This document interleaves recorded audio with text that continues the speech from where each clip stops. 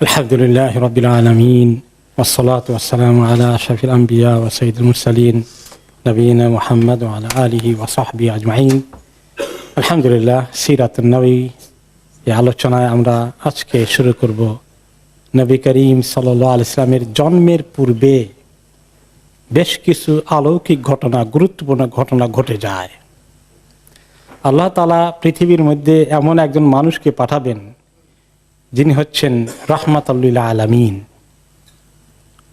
তার আগমনের পূর্বে পৃথিবী কেমন অন্ধকারাচ্ছন্ন ছিল তার আলোচনা আমরা শুনেছি, এবং পৃথিবীকে মনে হয় যেন তিনি তৈরি করছেন, রেডি করছেন, প্রিপেয়ার করছেন যে আখেরি নবী রাসূলুল্লাহ সাল্লাল্লাহু আলাইহি সাল্লামকে কীভাবে পৃথিবী গ্রহণ করবে।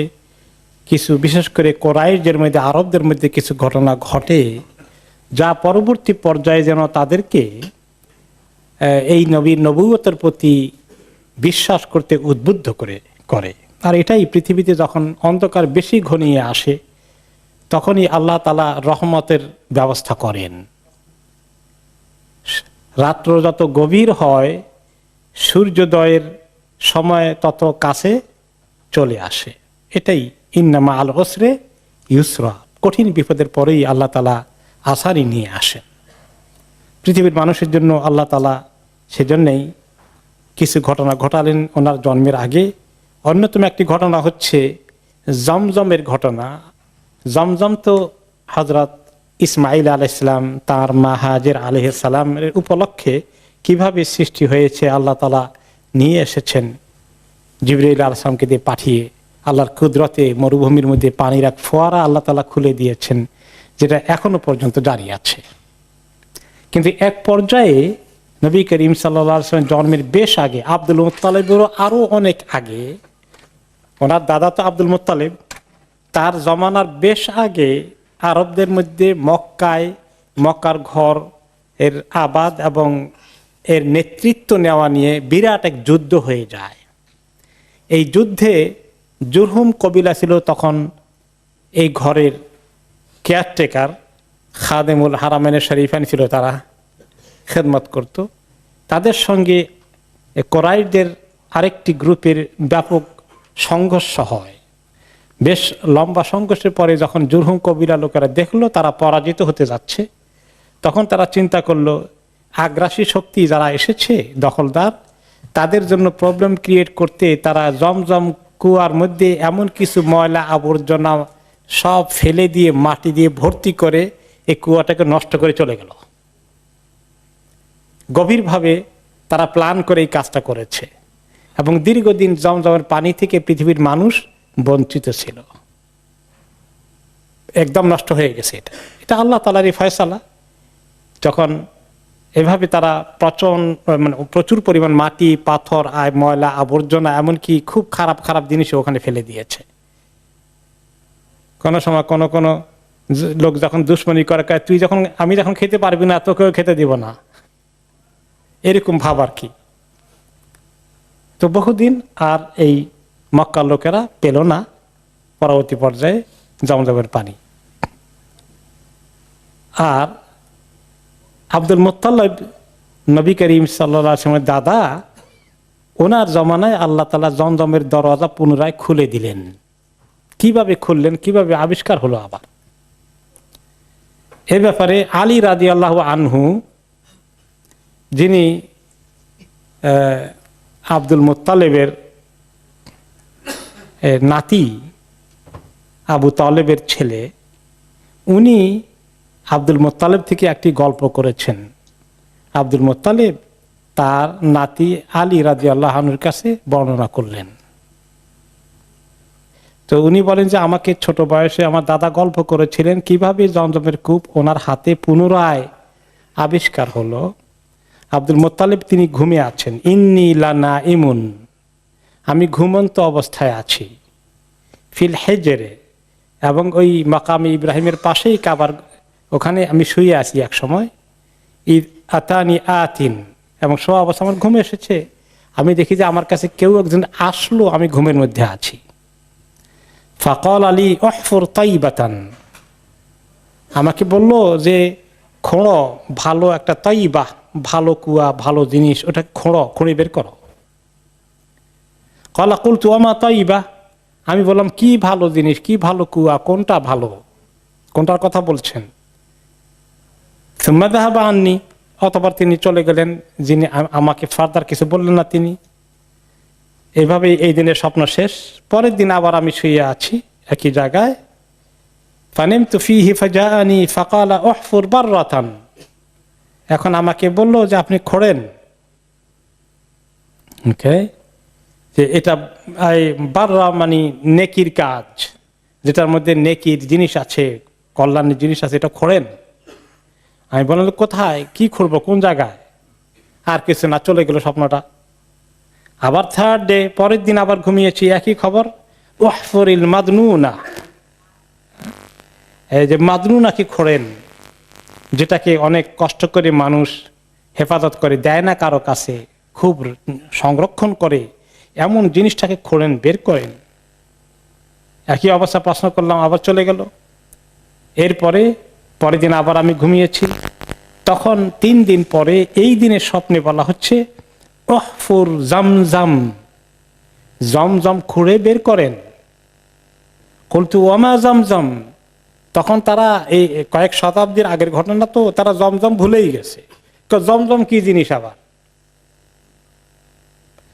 বলে যে এমন একটা পানি, লা তুনজাফু আবাদান, এই পানির ফোয়ারা কখনো বন্ধ হবে না। ওই যে খুঁড়েছে আব্দুল মুত্তালিব, এখন পর্যন্ত পৃথিবীর ইতিহাস কি বলে?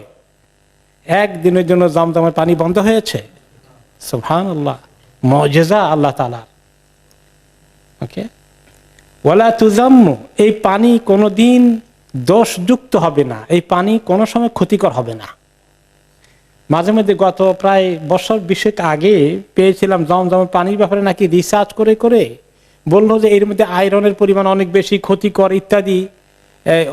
নন মুসলিমদের পক্ষ থেকে এটা রিসার্চ বের হলো, খুব কিছুদিন এটা নিয়ে একটু লেখালেখি জাতীয় কিছু হলো, কিন্তু পরে আবার দেখা থেমে গেল। ওয়ালা তুজাম্মু, এটা কখনো ক্ষতিকর হবে না, এর মধ্যে কোনো দোষ পাওয়া যাবে না। তাসকিল হাজিজ আল আযম, এটা এই বড় বড় হাজিরা, মানে বিশাল হাজিদের যে নাম্বার, সবাইকে খাওয়ানো যাবে। এত হাজি যা আসবে সবাই খেতে পারবে, খেতে পারে কিনা? এখন তো কয়েক মিলিয়নও হয়। তারপরে কোন হাজি বলেছে না, হারে জমজমের কুয়ার পানি পেলাম না, শেষ হয়ে গেছে। সুবহানাল্লাহ, কি কুদরত আল্লাহ তাআলা। শুধু খায় নাকি, বাকেট ভর্তি করে কত পৃথিবীতে কি পরিমাণ সাপ্লাই হয়।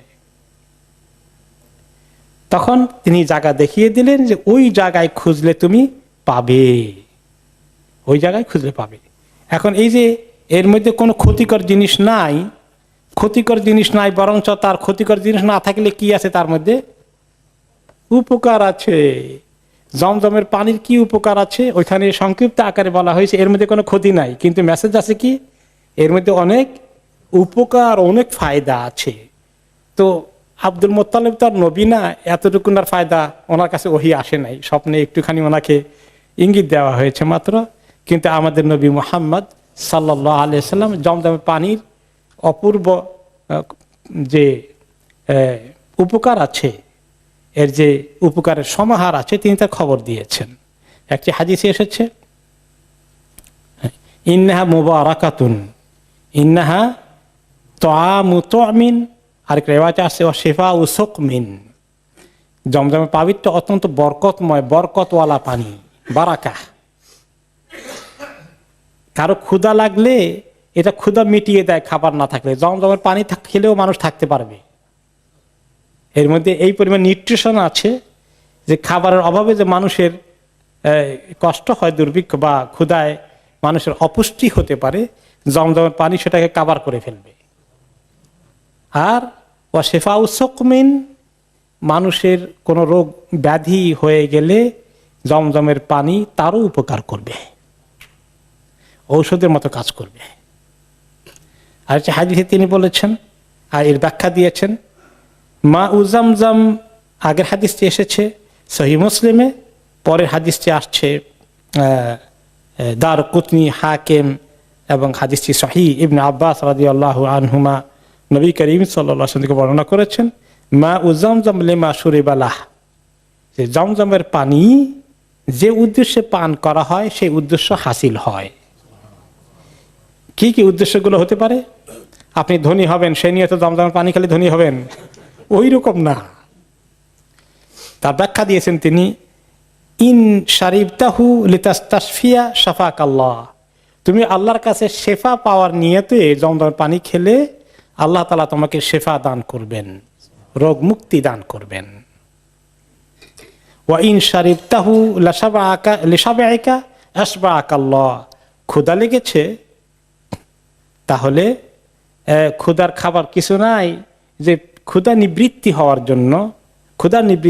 জন্য, ক্ষুধার অভাব দূর করার জন্য, পেটের মধ্যে যে ক্ষুধা লেগেছে সেটা দূর করার জন্য যদি তুমি পানি খাও সেই নিয়তে যে আল্লাহ খাবার তো নাই, এখন জমজম পানি খাচ্ছি, আল্লাহ আমার যেন মানে পেটের যে ক্ষুধার তাড়না আছে সেটা যেন কেটে যায়, মিটে যায়, তাহলে আল্লাহ তাআলা তোমাকে সেই রকম খাবার খেলে যেরকম তৃপ্তি হয় এরকম তৃপ্তি দান করবেন।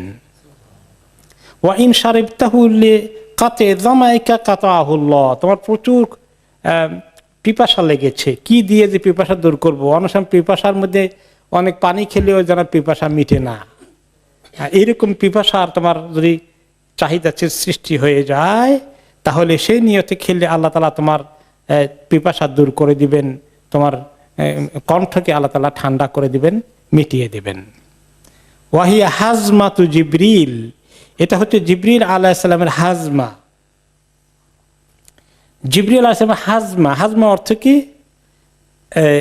আসরুন দরাবাতু ফিল আরদি বিআকিবিহি আও জিনাহিহি। গত সপ্তাহে একজন প্রশ্ন করেছিলেন যে এটা হচ্ছে হাজমাতু জিবরিল, জিবরিল আলাইহিস সালাম এসে ওনার আইদার পায়ের গোড়ালি দ্বারা অথবা ডানার একটু সাইড দিয়ে তিনি একটু মৃদু আঘাত করেছেন, দরবা করেছেন, হয়তো ওনার পায়ের গোড়ালি দ্বারা অথবা ডানার অগ্রভাগ দিয়ে একটু মাটিতে আঘাত করেছেন, আর তখনই জমজমের পানির ফোয়ারা ছোটা শুরু হয়েছে। তো এটা জিবরিল আলাইহিস সালামের, তিনি হচ্ছেন আল্লাহ তাআলার কাছে সবচেয়ে সম্মানিত ফেরেশতা, তার মাধ্যমে আল্লাহ তাআলা এই কূপকে খনন করিয়েছেন, এই জন্য এর মধ্যে বারাকা অ্যাড হয়েছে। সুকিয়া আল্লাহি ইসমাইল, আর ইসমাইল আলাইহিস সালাম যখন পিপাসায় ওনার জান ফেটে যাচ্ছিল তার জন্য আল্লাহ তাআলা এই পানির ফোয়ারা এনেছিলেন, কাজে এটা বরকতে পরিপূর্ণ। তো সেই বরকতের ধারা যখন তাদের কাছে চলে গেল তারা তো আর পেল না বহুদিন, তখন আব্দুল মুত্তালিবকে আল্লাহ তাআলা পাঠিয়ে দিলেন। এখন আব্দুল মুত্তালিব স্বপ্নে এবার চতুর্থ দিনে স্বপ্ন পেলেন কি, যে এই জমজম কি জিনিস, অনেক বরকতওয়ালা পানি, এর মধ্যে কোনো ক্ষতি নেই, অনেক উপকার আছে, কোথায় আছে? ওয়াদুল্লা আলামা ওদেহা, স্বপ্নে তাকে দেখানো হলো এক্স্যাক্টলি লোকেশন কোথায়, এটা একদম মিশে গেছে, কোনো চিহ্নও নাই, আর আলামতও নাই, ওনাকে বের করা হলো। তখন তিনি এই দেখলেন এই মোবারক জিনিস, এটা তাহলে আমরা বের করতে হবে। মাহু ইবনুল হারিস ইবনু আব্দুল মুত্তালিব ওয়ালাইসা লাহু ইয়াউমাইদিন ওয়ালাদুন গায়রুহু, তিনি হারিস ইবনে আব্দুল মুত্তালিব, তার ছেলে ছিল প্রথম একমাত্র ছেলে, তখন তার আর কোনো ছেলে ওই সময় ছিল না, পরে আরো ছেলে হয়েছে, তাদের কাহিনী আসবে। তো হারিস ইবনে আব্দুল মুত্তালিব আর নিজে চলে গেল এবং দুইজনে মিলে তারা অনেকক্ষণ পর্যন্ত খোঁড়াখুঁড়ি করলো, খুঁড়তে খুঁড়তে এক পর্যায়ে জমজমের পানির ফোয়ারা দেখা যাচ্ছে। এটা দেখা দেওয়ার পরেই কাব্বারা আব্দুল মুত্তালিব, আল্লাহু আকবার বলে উঠল আব্দুল মুত্তালিব, বলে নাই হবল আকবার, কোন মূর্তির নাম নেয় নাই। আব্দুল মুত্তালিবের ভিতরে তাওহীদে ছিল, একটু শিরকও ছিল, যদিও পরবর্তী পর্যায়ে কিছু কিছু ঐতিহাসিক রেওয়ায়েতে আসছে জীবনের শেষ দিকে আব্দুল মুত্তালিব আর মূর্তি পূজা করতেন না, তিনি একটু তাওহীদমুখী হয়ে গিয়েছিলেন, যদিও নবী নাই, কেমনে নামাজ পড়তে হবে ইত্যাদি জানা নাই, কিন্তু শিরক থেকে তার মন উঠে গিয়েছিল। যাই হোক, তো তখন তিনি যেই আল্লাহ আকবরকে বিরাট চিৎকার করলেন, আশেপাশে কুরাইশরা দৌড়ে আসলো, আর দেশে তারা কি বললো, ওকে তাহলে আব্দুল মুত্তালিব বড় কিছু একটা আবিষ্কার করেছে, সবাই দৌড়ে আসলো। ফাকামু ইলাইহি ফাকালু ইয়া Abdul Muttalib ইন্নাহা বিউর আবিনা Ismail. Abdul Muttalib তো এটা খুঁজে বের করলেন। তারা বলে, ওহো, ওই কুয়া জমজম যেটার কথা আমরা শুনেছি বাপ-দাদার মুখে, কিন্তু কোথায় আছে, হারিয়ে গেছে আমাদের কাছ থেকে, জেনারেশন পাই নাই। সেটা তো ইসমাইল আলাইহিস সালামের কারণে এসেছিল। সেটা যদি হয়, তা আমরা কোরাইশের যত গোত্র উপগোত্র আছি, যত কবিলায় ভাগ হয়েছি, আপনি এটা খুঁড়লে কি হবে? এটার মালিকানা কিন্তু আমাদের সবার।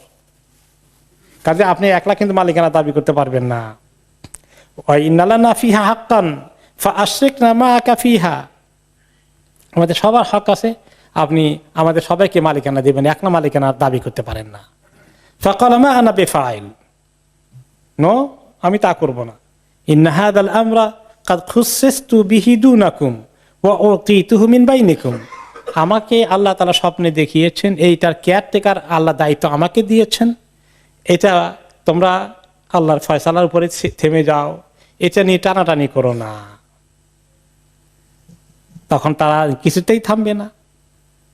তিনি হয়তো কেন দিতে চান নাই, সবাই মিলে ভাগাভাগি টানাটানি করলে জিনিসটার এত হাতে ম্যানেজ করতে গেলে তো সুবিধা হবে না।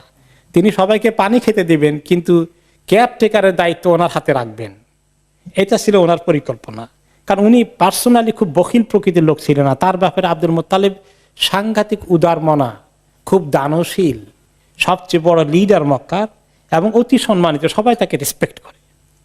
কিন্তু তিনি এই একটি কারণেই হয়তো কনসিডার করেছেন যে তিনি এটা তার হাতে রাখবেন, কিন্তু তারা কিছুতেই মানবে না। নো, আমরা ইসমাইলের, যেহেতু আমাদের পূর্বপুরুষ সবার বড় দাদা ইসমাইল, আমরা সবাই তার গোষ্ঠী, তার উসিলা আল্লাহ তাআলা দুনিয়াতে পাঠিয়েছেন, আমরা সবাই এটার মালিকানা অংশীদার আছি, আপনি আমাদেরকে বঞ্চিত করতে পারবেন না। এখন তো দরবার থামে না, এখন তো এটা নিয়ে মারামারি হয়ে যাবে, এটা নিয়ে এখন যুদ্ধ শুরু হয়ে যাবে। শেষ পর্যন্ত একটা ফয়সালা হলো যে একজন ভালো শিক্ষিত লোকের কাছে গিয়ে, জ্ঞানী লোকের কাছে গিয়ে, একজন আলেমের কাছে গিয়ে আমরা এটার ফয়সালা নিয়ে আসি। এখন ওই জমানায় আলেম বলতে তো আর কেউ তখন নাই, যে আলেম সত্যিকার অর্থে ইব্রাহিম আলাইহিস সালামের অনুসারী আলেম এই পর্যায়ে নাই। তখন আলেমদের পরিচয় ছিল কি জানেন? যারা জাদুবিদ্যা শিখত, গণনা বিদ্যা, গণক হতো, গণক আর জাদুকর, এদেরকে তারা আলেম মনে করত।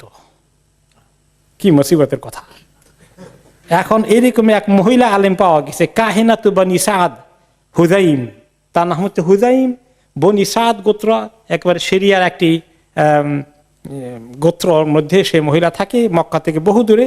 তার কাছে তারা যাবে, গিয়ে সেটা তার কাছে গিয়ে ফয়সালা চাইবে যে আমাদের মধ্যে ফয়সালা করে দাও। তখন কোরাইশের বিভিন্ন কবিলার প্রতিনিধি আব্দুল মুত্তালিব নিজের কবিলার কয়েকজনকে নিয়ে ওখানে রওনা হয়ে গিয়েছেন, বহু দূর। সাথে পানি নিয়ে গেছিলেন, যেখান থেকে পানি জোগাড় করেছিলেন। যাই হোক, টানাটানি করে পানি জানিয়েছেন। যেতে যেতে আধা রাস্তা গিয়ে আব্দুল মুত্তালিব যে পানি সাথে নিয়ে গেছিলেন সেটা শেষ হয়ে গেছে। এখন আব্দুল মুত্তালিব চিন্তা করলেন যে তোমাদের কাছে এখনো পানি আছে, যাদের কাছে বেশি একটু পানি চাইলেন, একটু পানি আমাদেরকে দাও। তো আমরা একটু তো পানি শেষ হয়ে গেছে, বলে তোমাদেরকে দিলে রাস্তা তো বাকি আছে, তখন আমাদেরটা শেষ হয়ে যাবে, তো আমরা তো আবার পিপাসায় মরবো, তাও দিবে না তারা। তখন শেষ পর্যন্ত বসে পরামর্শ করলেন আব্দুল মুত্তালিব, এক কাজ করো, আমরা বসে একটা ফয়সালা করি, পানি তো দেখা যায় আমাদেরটা শেষ হয়ে গেছে, তোমাদেরটা কয়েকদিন পরে শেষ হয়ে যাবে। তো এখন আমাদের সামনে মৃত্যু ছাড়া কিছু দেখি না, মরুভূমিতে আশেপাশে কোনো বাড়ি ঘর নাই। তখন ওখানে বসে তারা এখন রেস্ট নিচ্ছে, আর সবাই এখন তো টায়ার্ড হয়ে গেছে। বলে যে এক কাজ করো, প্রত্যেকে নিজের জন্য কবর খুঁড়ে ফেলুক, কারণ যেভাবে টায়ার্ড হয়ে গেছে, একজন মারা গেলে তার কবর খোঁড়ারও আমাদের আর শক্তি থাকবে না, পানির অভাবে তো এখন জান যায়। তো প্রত্যেকে নিজের জন্য কবর খুঁড়ে ফেলুক, তাহলে একজনকে কবর দিয়ে তার নিজের কবর দিতে অসুবিধা হবে না, তাকে ফেলে দিলাম, মাটি চাপা দিয়ে কোনো রকমে চলে গেলাম। এরকম করা কবর খোঁড়া শুরু করে দিয়েছে। পরে আব্দুল মুত্তালিবের মাথায় আসলো, শোনো, থামো, এভাবে করে আমরা মৌতের দিকে এখানে অপেক্ষা না করে চলো দেখি আমরা কোন দিকে আশেপাশে পানি পাওয়া যায় খোঁজ খবর নিয়ে আমরা দেখি ওই দিকে রওনা করে দেই। তো কিছু আইডিয়া নিচ্ছে, হয়তো উত্তর দিকে হোক বা দক্ষিণ দিকে, কোন দিকে জনবসতি পাওয়া যায় সেদিকে তারা একটু রওনা করে দিবে। তো আব্দুল মুত্তালিব নিজের যানবাহনটার উপরে উঠছে, ওকে, তার যে উট ছিল সেই উটের উপরে সওয়ার হয়েছে। যে উটের উপরে উঠেছে, উট তো বসা অবস্থায় থাকে, তো বসা অবস্থায় মানুষ বসতে হয়, তারপরে উট কি করে মানুষ সহ উঠে। কিন্তু অন্যান্য জন্তু ঘোড়ার উপরে দাঁড়ানো অবস্থায় উঠে, তো উটের উপরে বসছে। উট যখন কেবল উঠেছে, উঠার সাথে সাথে উটের এক পায়ের খুরের নিচ থেকে পানির ফোয়ারা আবিষ্কার হয়ে গেছে। তখন আব্দুল মুত্তালিব একদিন আল্লাহু আকবার তাকবীর দিল, সবাই দৌড়ে আসলো, তিনি পানি খেলেন, সবাইকে পানি দিলেন এবং বড় সবাই যা না ভর্তি করে নিয়ে যাও পানি। এগুলো দেখে এখন বাকি লোকেরা বলল যে আব্দুল মুত্তালিব আপনি আসলেই আল্লাহর খাস বান্দা, বোঝা গেছে, আমরা আপনার সঙ্গে আর যুদ্ধ করব না, যান মক্কা দিকে চলে যাই, ওই মহিলার গণক মহিলার কাছে যাওয়ার দরকার নাই ফয়সালার জন্য, আমরা আপনাকে সবাই মালিকানা হস্তান্তর করে দিলাম, আপনি এটা নেন, তারপরে আমরা চলেন মক্কা দিকে চলে যাই। তিনি মক্কা দিকে চলে আসলেন। তাহলে জমজমের পানি আবিষ্কার হওয়া আবার নতুন করে, এটা একটা মহা ঘটনা ছিল না? এটা বিরাট ঘটনা। এই ঘটনা নবী করিম সাল্লাল্লাহু আলাইহি ওয়াসাল্লামের জন্মের বেশ কিছু আগে ঘটে। এরপরে যে আরেকটি বড় ঘটনা ঘটে ওনার জন্মের বৎসর, সেই বৎসরটাকে বলা হয় আমুল ফিল, হাতির বৎসর। এই যে আসহাবুল ফিল, এই হাতির ঘটনা ওই বছর ঘটে। যে ঘটনাটা কোন সূরায় এসেছে? সূরা আল ফিল। আল্লাহ তাআলা কি বলেছেন? আউযু বিল্লাহি মিনাশ শাইতানির রাজীম, বিসমিল্লাহির রহমানির রহিম, আলাম তারা কাইফা ফাআলা রাব্বুকা বিআসহাবিল ফিল। হে নবী, আপনি কি দেখেননি আপনার রব হাতি বাহিনীর সঙ্গে, হাতিওয়ালাদের সঙ্গে কি ব্যবহার করেছেন? নবী করিম সাল্লাল্লাহু আলাইহি ওয়াসাল্লাম দেখবেন কেমনি? ওনা তো তখনও জন্মই হয়নি। তো আল্লাহ তাআলা বলেন কেন আপনি কি দেখেননি? তার অর্থাৎ এই ঘটনাটা এত সত্য, নবী করিম সাল্লাল্লাহু আলাইহি ওয়াসাল্লাম মায়ের পেট থেকে আসার পরে, একটু বড় হওয়ার পরে যখন ঘটনা শুনেছেন, সবার কাছে শুনেছেন, তাই না? এই ঘটনাটা একটা বাস্তব ঘটনা ছিল। যে ঘটনাটা এত সত্য ঘটনা, এটা দেখার মতো ঘটনা। অর্থাৎ আপনি কি জানেননি, শুনতে পাননি, বা আপনার পাশে যারা বড় আছে এখন যারা দেখেছে ঘটনা, তারা কি দেখে নাই? সেই জন্য দেখার কথাটা ব্যবহার করা হয়েছে। আলাম ইয়াজআল কাইদাহুম ফি তাদলিল। সে আল্লাহ কি তাদের এই ষড়যন্ত্রকে, আল্লাহর ঘর ভাঙ্গার আব্রাহার ষড়যন্ত্রকে নস্যাৎ করে দেননি? ওয়া আরসালা আলাইহিম তায়রান আবাবিল। তিনি তাদের কাছে আবাবিল পাখি কি পাঠাননি? তারমিহিম বিহিজারাতিম মিন সিজিল। এই পাখি তাদেরকে নিক্ষেপ করছে এমন পাথর দ্বারা, যেটা সিজিল, আগুনের বারুদের মতো পাথর দিয়ে, ম্যাটেরিয়াল দিয়ে তৈরি। এইটা দিয়ে পাখিরা তাদের উপরে কি নিক্ষেপ করেনি কঙ্করগুলো? ফাজআলাহুম কাসফিম মাকুল। যে তিনি তাদেরকে শেষ পর্যন্ত এইভাবে এই পাথর তাদের উপরে বর্ষিত হওয়ার পরে, পাথরের কারণে তারা কি হয়ে গেল?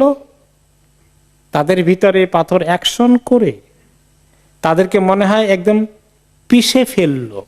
যেভাবে গরু এবং ছাগল ঘাস খাওয়ার পরে পেটের ভিতরে চলে গেলে যে জাবর কাটে বসে বসে, এইরকম ঘাসগুলো জাবর কাটা হয়ে গেলে গরু জবাই করলে নাড়ি বুড়ি খায় লোকেরা, তাই না?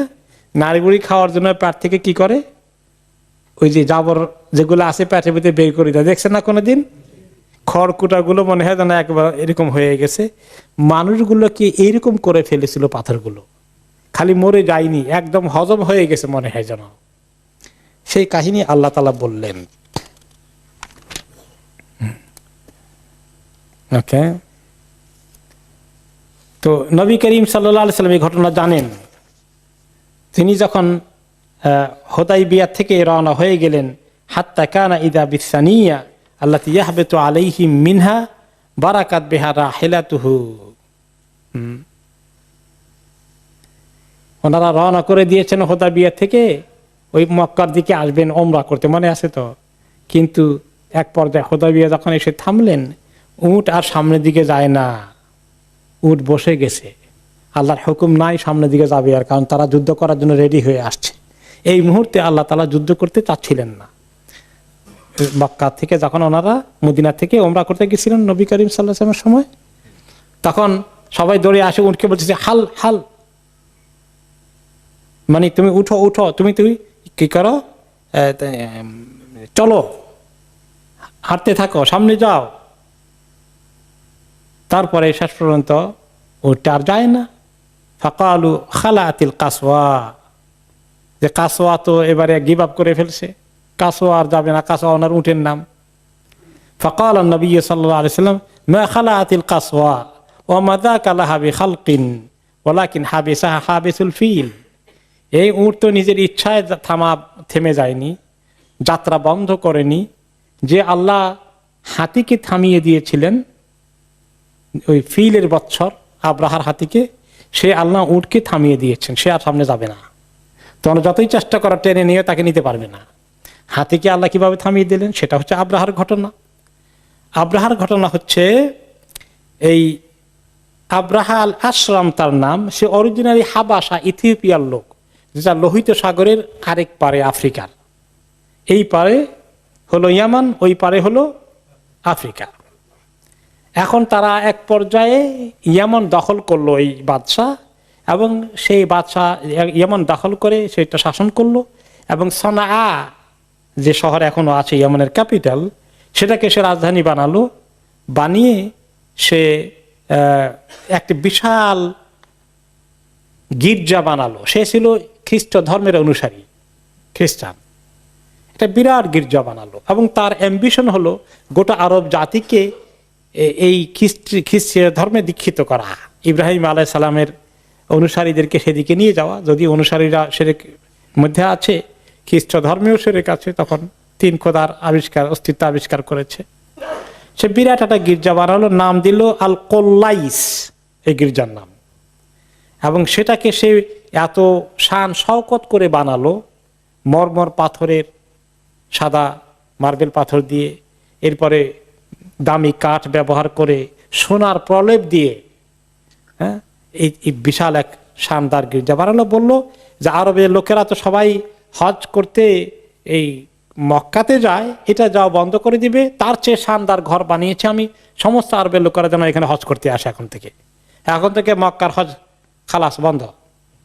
এই তারপরে দেখলো যে না, এটা তো লোকেরা শুনে না।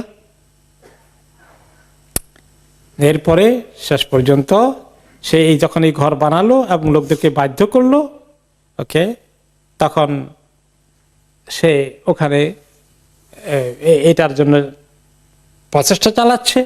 কোরাইশ বংশের লোকেরা খুব নাখোশ হয়ে গেল যে এতদিন ধরে আমাদের এই যে সম্মানিত ঘর, এই ঘরের সম্মান তো সে কেড়ে নিবে, ছিনিয়ে নিবে। তাকে কাজেই তার সঙ্গে যুদ্ধ করার শক্তি নাই। কিন্তু একজনের মাথায় বুদ্ধি আসলো, রাতের বেলা অন্ধকারে কোনো রকম ওই ঘরের ভিতরে গিয়ে ঢুকে ওখানে মলমূত্র ত্যাগ করে আসলো। ঘরের ভিতরে তার শানদার ঘরের মাঝখানে গিয়ে মলমূত্র ত্যাগ করে এসেছে। মলমূত্র ত্যাগ করা বুঝছেন তো? ওইখানে এই কাজ করে আসলো। ওকে, রাইট। যাই হোক, তখন সে চিন্তা করলো যে এই ঘরের লোকদেরকে আমি শায়েস্তা করব। মক্কার লোকেরা আসছে, সে খবর নিয়েছে, তার গোয়েন্দা দ্বারা কনফার্ম হয়েছে যে মক্কার থেকে এক কোরাইশ বংশে এক লোক এসেছে, এই কাবা ঘরের সম্মান নষ্ট হচ্ছে বিদায় সে আর সহ্য করতে পারেনি। এখন সে সিদ্ধান্ত নিল। তার আগে অবশ্য ওকে, সে ঠিক আছে তাই সিদ্ধান্ত নিল। এখন সে বিশাল এক বাহিনী রেডি করলো, যে রেডি করে এক কাবা ঘরের দিকে আসবে।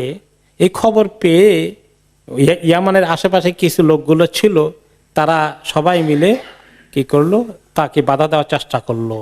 তাদের মধ্যে একজন ছিল জু নাফার নামে, ইয়ামানেরই এক ছোটখাটো রাজা। সে বাধা সৃষ্টি করলো। ফাহাজামাহু আব্রাহা ওয়া আখাযাহু, আব্রাহা তাকে পরাজিত করলো, এই জু নাফারকে, এবং তাকে অ্যারেস্ট করে নিয়ে গেল। ফালাম্মা উতিয়া বিহি ক্বালা লাহু জু নাফার, যখন তার কাছে ধরে নিয়ে যাওয়া হলো এবং তাকে হত্যা করার নির্দেশ দিবে, আব্রাহা নির্দেশ দিল, তখন সেই জু নাফার, এই স্থানীয় ইয়ামানের আরব বাসিন্দা রাজা বলল, লা তাকতুলনি ফাইন্না ইস্তিবকাই খায়রুন লাকা মিন কাতলি, আমাকে রেখে দেন জীবন্ত আপনার পাশে, আমি আপনার কোনো কাজে লাগতে পারি। আমাকে হত্যা করে আপনার লাভ কি হবে, বরঞ্চ আমাকে ব্যবহার করলে কিছু উপকারও পাবেন। ফাস্তাবকাহু আওসাকাহু, অতঃপর তাকে সে হত্যা করলো না, বন্দি করে রেখে দিল তার কাছে, দেখি না সে কোনো কাজে লাগে নাকি। সুম্মা খারাজা সাইরান ইউরিদুল কাবা, অতঃপর মক্কার দিকে, কাবার দিকে রওনা হয়ে গেল তার বাহিনী নিয়ে। হাত্তা ইযা দানা মিন বিলাদি খাসআম, একটি কবিলা আছে কাবা শরীফের থেকে আসার বেশ আগে, ইয়ামান এবং সৌদি আরবের মাঝখানে খাসআম এলাকায় আসলো, একটা বিরাট কবিলা আছে। খারাজা ইলাইহি নুফাইল ইবনে হাবিব আল খাসআমি ওমান ইজতামা ইলাইহি মিন কাবাইল ইয়ামান, এবং সেখানে ওই কবিলার লিডার ছিল নুফাইল ইবনে হাবিব আল খাসআমি। সে এলাকার লোকদেরকে ইউনাইটেড করে এই আব্রাহার মক্কা অভিযান বন্ধ করার জন্য তার মোকাবিলা করতে প্রস্তুত হয়ে গেল, সামনাসামনি মোকাবিলা করলো, যুদ্ধে এগিয়ে আসলো। ফাকাতালুহু ফাহাজামাহুম ওয়া খাদান নুফাইল, কিন্তু একই অবস্থায় নুফাইলকে পরাজিত করে দিল আব্রাহা, এবং নুফাইলকে অ্যারেস্ট করে ফেললো। যখন তাকে নিয়ে আসা হলো, তাকে হত্যা করার নির্দেশ দিল আব্রাহা। কিন্তু নুফাইল বলল, আইয়ুহাল মালিক ইন্নী আলিমুন বিআরদিল আরব ফালা তাকতুলনি, যে শোনেন বাদশাহ, আপনি তো আরব দেশে আসছেন, অরিজিনাল তো হাবাসার বাসিন্দা, এখন মক্কা যাবেন, এই সমস্ত পথ টথ কিচ্ছু তো আপনি চিনেন না, আমাকে হত্যা না করে আমি আপনাকে দরকার হলে হেল্প করব, আপনি আমাকে এগুলো চিনবেন না কিছু, আমি পথ চিনিয়ে দেওয়ার ব্যবস্থা করবে। ওয়া হাতানি ইয়াদায়া আলা কওমি বিসসামি ওয়াত তাআ, আর আমার দুই হাত দেখতে পাচ্ছেন, আমার এই দুই হাতের নেতৃত্ব আমার কবিলা সবাই শুনবে। আমি যদি আপনার সঙ্গে কোঅপারেশন করি তাহলে সবাই কোঅপারেশন করবে, আপনার আর কোনো মোকাবিলা করবে না কেউ। এখন দেখছেন এই দুইজনকে পাওয়া গেল, এরা কিরকম মানুষ, গাদ্দার, জান বাঁচানোর ভয় ভীরু কাপুরুষ। তারা দুইজনে প্রথমে আসলো মোকাবিলা করতে, হকের পক্ষে দাঁড়াতে, এখন বাতিলের সঙ্গে সঙ্গ দিয়ে পড়লো জান বাঁচানোর জন্য। দুনিয়ার মধ্যে কিছু হকওয়ালা মানুষ আছে, যখন দেখে যে হকের আওয়াজ বেশি সুবিধা না, তখন বাতিলের সঙ্গ দিয়ে দেয়, দেয় না এরকম? আজকের জমানায়ও আছে। এবার আস্তে আস্তে সে ইয়ামান অতিক্রম করে সৌদি আরবের বর্তমান সীমানায় তায়েফে এসে পৌঁছলো। আর তায়েফের মধ্যে আছে তায়েফের লিডার কবিলার মাসউদ ইবনে মুআত্তাব, সাকিব গোষ্ঠীর সে লিডার। তার সঙ্গে যখন আসে উপস্থিত হয়ে গেল বিরাট বাহিনী নিয়ে, এখন তো সাকিব বেচারা তো এই কবিলার লোকেরা, তাদের লিডার মাসউদ এগিয়ে আসলো, এসে বলল, আইয়ুহাল মালিক নাহনু আবিদুন লাকা লাইসা লাকা ইনদানা খিলাফ, যে বাদশাহ আপনি কি চান, আমরা আপনার সার্ভেন্ট হয়ে যাব, কি চান হুকুম দেন, কোনো যুদ্ধ দরকার নেই, বিনা যুদ্ধে আত্মসমর্পণ, কি চান আমরা আপনাকে ফুল কোঅপারেশন করব, আপনার সঙ্গে আমাদের কোনো, কি চান আপনি সব বিষয়তে আমরা একমত হয়ে যাব। ওয়ালাইসা বাইনানা ওয়া বাইনাকা আল্লাযী তুরিদ ইয়ানুন আল্লাত ইন্নামা তুরিদুল বাইতাল্লাযী বিমাক্কা নাহনু নাবআসু মাআকা মিন মান ইয়াদুল্লুকা আলাইহি, বলে যে আপনি তো মক্কা যাচ্ছেন, যেটা লাতের ঘর, লাত মানাত আছে যে আল্লাহর ঘর, এটাও বিশ্বাস করে না, ওখানে লাত মানাত হলো মক্কাওয়ালাদের বা লাত, বলে যে আমাদের যেটা আছে, এই আমাদের মাবুদের আপনি গায়ে কোনো হাত দিবেন না আশা করি, তাদের যে মূর্তি আছে, আর লাতকে ধ্বংস করে ফেললে আমাদের অসুবিধা নাই, আমরা আপনার সঙ্গে আসি, বরঞ্চ আপনার সঙ্গে ওই তায়েফ থেকে সামনের রাস্তা কিভাবে কোনখান দিয়ে সুবিধা হবে এটার জন্য একজন আমরা আপনাকে দলিল পাঠিয়ে দিব যে আপনাদেরকে রাস্তা দেখিয়ে দিবে। ওকে, ফাবাআস মাহু মাওলা লাহুম ইউকালু লাহু আবু রিগাল, আবু রিগাল নামে তায়েফবাসীরা তাদের একজন এক্সপার্ট রাস্তা চিনি এরকম লোক তার আব্রাহার সঙ্গে দিয়ে দিল। তাহলে 3 গাদ্দার বাইর হলো, তাই না, সহযোগিতা করতেছে দুশমনের সঙ্গে। ওকে, মীর জাফর কিভাবে সহযোগিতা করছিল ইংরেজদেরকে দেশ দখল করার জন্য, তো এইরকম যুগে যুগে মীর জাফরের অভাব আছে? অভাব নেই। ওকে, ফাখারাজা মাহুম হাত্তা ইযা কানা বিল মুগাম্মিস মাতা আবু রিগাল। ওকে, মক্কা আসার আগেই আবু রিগালের উপর আল্লাহর অভিশাপ হয়ে গেল, সে ওখানে মারা গেল, আর পথ দেখানো লাগলো না। ওয়াহু আল্লাযী রুজিবা কবরুহু, আর ওই তখন মক্কার লোকেরা আব্রাহার ঘটনার পরে মক্কা থেকে তায়েফ আসতে, তায়েফ থেকে মক্কা যদি এই রাস্তা দিয়ে পার হয়ে যেত, যতবার রাস্তা দিয়ে পার হতো এর কবরের মধ্যে খালি পাথর নিক্ষেপ করতো আর লানত করতো যে আব্রাহাকে রাস্তা দেখিয়েছিল। ওকে, তারপর অবাসা আব্রাহা মিনাল মুগাম্মিস রাজুলান ইউকালু লাহুল আসওয়াদ ইবনে মাকসুদ আলা মুকদামাতি খাইলিহি। এখান তো তারা অনেকখানি মক্কার কাছে এসে গেছে তাইফ থেকে। ওই সময় এই মুগাম্মেস এলাকা থেকে আব্রাহা একটি লোক, তার নাম হলো আসওয়াদ মাকসুদকে সামনে একটু ঘোড়ার একটা ছোটখাটো ট্রুপ তৈরি করে দিয়ে ঘোড়ার বাহিনী, অশ্ববাহিনী নেতৃত্বে সামনের দিকে পাঠিয়ে দিল। ফাজামা ইলাইহি আহলুল হারাম ও আসাব আলী আব্দুল মুত্তালিব মিআতাই বাঈর বিল আরাক। অতঃপর তারা গিয়ে এই ঘোড়সওয়ার বাহিনী, আব্রাহার বাহিনী, মক্কার লোকদের যেখানে গরু ছাগল চড়াতো তারা বা উট টুট এগুলা সবগুলোকে সিজ করে দখল করে নিয়ে আসলো। কারণ মক্কার লোকেরা তো যুদ্ধের জন্য প্রস্তুত না। তা আব্দুল মুত্তালিব নিজে ধনী ছিলেন, তার 200 উটকে নিয়ে এসেছে। 200 উট আরব দেশে বিরাট এক সম্পদ না ওই সময়। উট হলো সবচেয়ে বড় সম্পদ, উটের চেয়ে বড় সম্পদ আর কিছু নাই।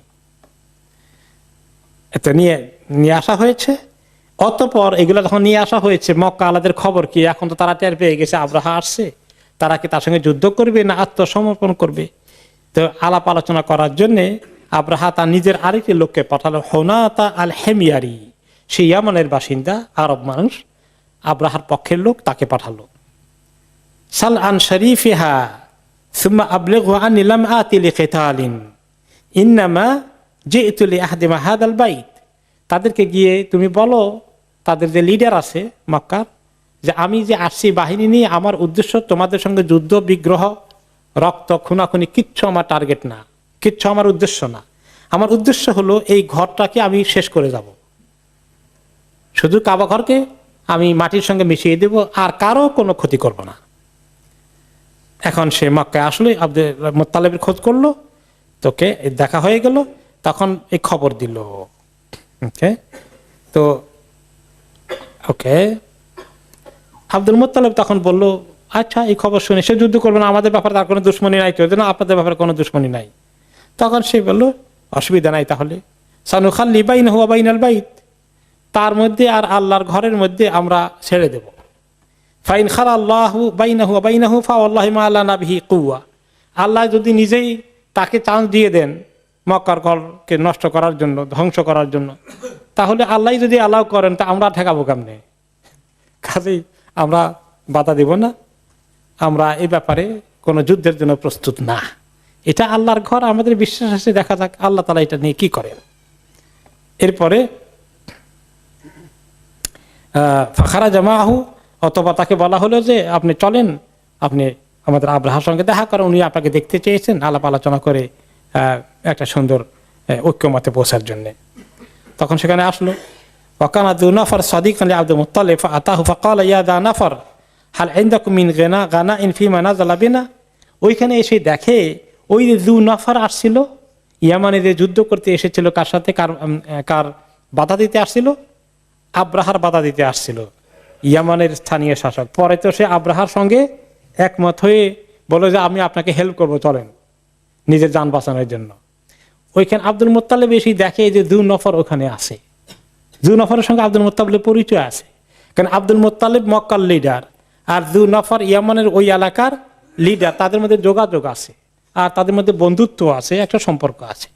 তাকে দেখে আব্দুল মুত্তালিব খুশি হলেন, এসে তার সাথে কানে কানে কথা বললেন যে মুসিবতে পড়ছি, তুমি তো দেখি ওনার সঙ্গে আসো, তা আমাদেরকে কোনো হেল্প করতে পারবা এই মুসিবত থেকে উদ্ধার করার জন্য? তার মানে আল্লাহর ঘরটা ধ্বংস করে ফেলবে, তো কিছু তুমি করতে পারো কিনা, তাকে থামাইতে পারো কিনা? ফাকালা মা গিনা রাজুলিন আসির লা ইয়ামানু মিন আন ইউক্তালা বুকরাতান আও আশিয়া। সে বলে, তুমি আমার অবস্থা দেখো না, আমি তো ওর কাছে বন্দী অবস্থায় আছি, সে আমাকে সকালে খুন করবে না বিকালে খুন করবে, এই তালে আছে, কিছু পাইলে আমার থেকে উল্টা পাল্টা, আর তুমি আমার কাছে সাহায্য চাও, আমি তো আমার জান চাচা নিজের জান বাঁচা, এই চিন্তায় আছি। ওয়ালাকিন সাআবাতু লাকা ইলা উনাইস সাইসুল ফিল ফাআমুরহু আন ইয়াসনা আলাকা ইনদাল মালিক মা সাতা'a মিন খাইর ওয়া ইউ'যিম খাতরাকা ওয়া মানজিলাতাকা ইনদাহু। বলে, আমি না, আমার দ্বারা বেশি সুবিধা হবে না, এক কাজ করি, যে তার আব্রাহার যে ফিল হাতি বাহিনীর কমান্ডার আছে, তার সঙ্গে আব্রাহার খুব সম্পর্ক, তার অনেক আস্থা হাতি বাহিনীর কমান্ডারের উপরে, জেনারেল সাহেবের উপরে, তো আমি তার সঙ্গে কথা বলবো তোমার বিষয়ে, যে তোমার শান পজিশন, তুমি যে কত সম্মানিত মানুষ, সারা আরবের লোকেরা তোমাকে সম্মান করে, সেই জন্য তোমাকে অসম্মান না করে তোমার ব্যাপারে তাকে কিছু বলে দিই, দেখি সে বেচারা কিছু করতে পারে কিনা। ওকে, তারপরে আনিসের কাছে নিয়ে বললো, দেখো এই সাইয়্যিদ কোরাইশ, কোরাইশদের লিডার, সাহিব ইরে মাক্কা, যে তোমার আন্ডারে যে আরেক ঘোড়ার বাহিনীর লিডার গিয়ে তো এই বেচারা সব উটগুলো নিয়ে আসছে, এই উটের মালিক হলেন ইনি। আর এই লোকটা অনেক গুণ আছে, আল্লাযী ইউতঈমুন নাসা ফিস সাহাল ওয়াল উহুশা ফিল জিবাল। ওকে, যে ব্যক্তি মানুষকে খাওয়ায়, এমনকি পশু পাখিকে, জানোয়ারগুলোকে খাওয়ায়। আব্দুল মুত্তালিব উট জবাই করে নিজে গোশত খেতেন, আশেপাশের লোকদেরকে খাওয়াতেন, অভাব অনটনের লোকদেরকে খাওয়াতেন। কিছু অংশ পাহাড়ের উপরে নিয়ে শিয়াল, বিভিন্ন জানোয়ার, কবুতর, পশু পাখি এরকম ছিটিয়ে দিয়ে আসতো। প্রত্যেক দিন সেই কাজ করত বেচারা। এই সমস্ত তার এগুলো পরিচয় আছে আরব সমাজের মধ্যে, যে সে শুধু মানুষকে খাওয়া না, সে পশু পাখিকে খাওয়ায়। তো এই বেচারা হলে এই অবস্থা। আর আসাব আলাহুল মালিক মিয়াতাই বাইর, ঘোড়ার বাহিনী বাদশার পক্ষ থেকে তাদেরকে পাঠানো হয়েছে, তারা তার 200 উট নিয়ে এসেছে।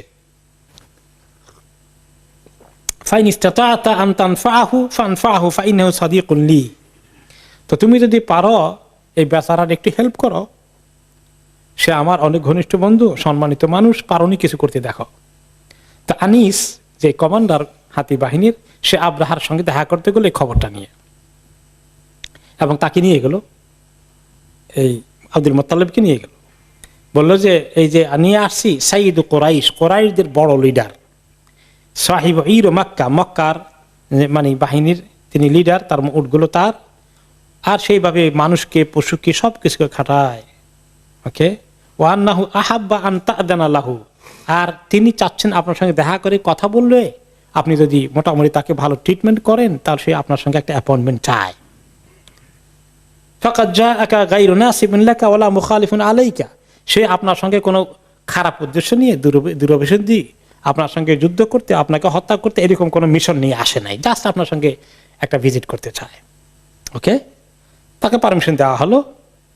আর যে আব্দুল মুত্তালিব ঢুকছে, ওয়াকানা আব্দুল মুত্তালিব রাজুলান আযীমান জাসীমান ওয়াসীমান, সে সাংঘাতিক অনেক বড় সাইজ, দেখতে শুনতে মানানসই, মাশাআল্লাহ, দেখলেই চোখ লেগে যায়। ফালাম্মা রাহু আবরাহা আযযামাহু ওয়া আকরামাহ, সে তাকে দেখে আবরাম মনের ভিতরে বিশাল মানে সম্মান সৃষ্টি হয়ে গেল এই লোকটার ব্যাপারে। ওয়া কারিহা আন ইয়াজলিসা মাহু আলা সারিরিহি, তার মনে চাইছিল যে তাকে ধরে নিজে যে সিংহাসনের মতো আসনে যেখানে বসছে ওইখানে বসাবে, চিন্তা করলো যে এত সম্মানিত লোক আমার পাশে বসাই। ও আন ইয়াজলিসা তাহতাহু, অথবা তাকে এখানে বসাই, সে নিজে নিচে বসবে, এরকম তার মনের ভিতরে রোব সৃষ্টি হয়ে গেছে। ফাহাবে তাইলাল বিসাত, ওকে, কিন্তু শেষে চিন্তা করলো যে আমি তাকে ওখানে বসাই আর আমি নিচে বসি, তাহলে আমার বাহিনী এবারে তার আমার থেকে তার গুরুত্ব দেওয়া বেশি শুরু করে দেবে, তার এক মুশকিল। তখন দুইজনে বলেই সে নিজে নেমে দুইজনের সঙ্গে একসঙ্গে নিচে বসলো, নিচে পাটি বিছায় নিচে বসলো।